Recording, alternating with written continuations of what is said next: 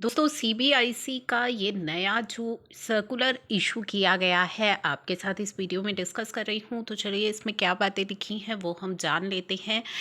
Show cause notice issued by service tax authority से related इसका subject है। Representation receive हुई थी from various trade bodies and association regarding instances of indiscriminate issuance of demand notice जो है वो issue किए जा रहे हैं by field formation on the basis of, किस बेसिस पर ये नोटिस इशू किए जा रहे हैं। ITR and TDS data received from Income Tax Department. In this regard, the undersigned is directed to inform that CBIC ने एक इंस्ट्रक्शन इशू की थी 1 अप्रैल 2021 एंड 23 अप्रैल 2021 को एंड डायरेक्ट किया था फील्ड फॉर्मेशन को ऑफिसर्स को that while analyzing the ITR and TDS data receive from the income tax, कि जब आप इनकम टैक्स से ITR और TDS का डाटा रिसीव करते हो, a reconciliation statement has to be sought from the tax payer for the difference and whether the service income earned by them for the corresponding period is attributable to any of the negative list specified in section 66D of the Finance Act or exempt from the payment of service tax due to any reason.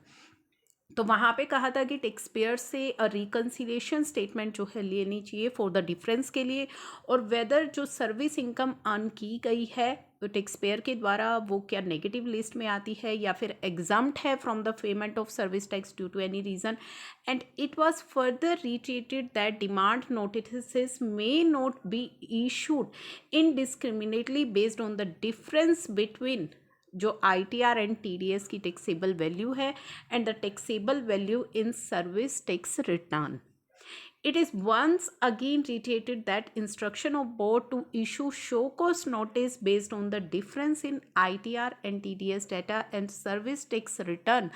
के जो notices हैं वो तभी issue करें only after the proper verification of the facts may be follow diligently. तो proper verification के बाद ही करें। प्रिंसिपल चीफ कमिश्नर में डिवाइस सुटेबल मैकेनिज्म बनाए to monitor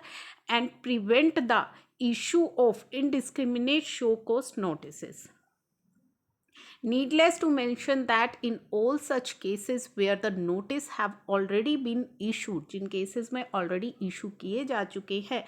adjudicating authorities are expected to pass a judicious order after proper appreciation of facts and submission of the notice C. तो proper जो कहा है कि जो authorities है they are expected कि वो order pass करे after the वो जो भी सारे फैक्ट्स है या सबमिशन है नोटिस के द्वारा उन्हें देख लेने के बाद। तो ये प्रॉपर जो इंस्ट्रक्शंस है वो इशू कर दी गई हैं सीबीआईसी के द्वारा जो अननेसेसरली शोकोस नोटिसेस इशू किए जा रहे हैं due to difference in ITR and TDS data. तो इंस्ट्रक्शंस दे दी गई हैं कि प्रॉपर वेरिफिकेशन ऑफ फैक्ट्स के बाद ही जो नोटिसेस हैं वो इशू किए जाए।